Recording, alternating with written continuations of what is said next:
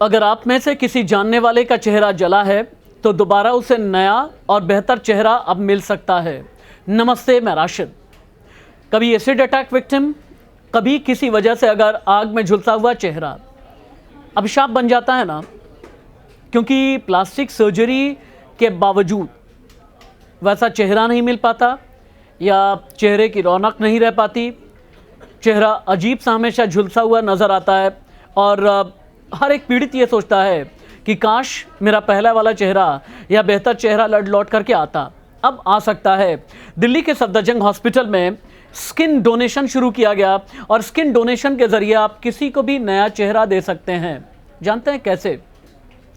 जिंदा रहते हुए स्किन डोनेशन, और स्किन डोनेशन किसी की मौत के बाद भी किया। जैसे ऑर्गन डोनेशन आपने सुना है ना, ठीक इसी तरह से स्किन डोनेशन होता है। और अगर किसी की मौत हो गई है 6 घंटे के अंदर अगर उसकी स्किन डोनेट कर दी जाए तो किसी को भी उसके ज़रिए नया चेहरा मिल सकता है। अगर कोई एसिड अटैक विक्टिम है, अगर कोई स्किन एलर्जी की वजह से किसी का चेहरा ख़राब हो गया हो, आग में झुलसने की वजह से किसी का चेहरा अगर लगभग ख़त्म हो गया हो, तो दिल्ली में सफदरजंग हॉस्पिटल में शुरुआत हुई है। चेन्नई, मुंबई और हिंदुस्तान के अलग अलग शहरों में अब स्किन डोनेशन के ज़रिए किसी विक्टिम का चेहरा ठीक करने की कोशिश शुरू हो गई है और इसमें डॉक्टर्स काफ़ी हद तक सफल भी हो गए हैं। कौन लोग स्किन नहीं दे सकते, डोनेट नहीं कर सकते?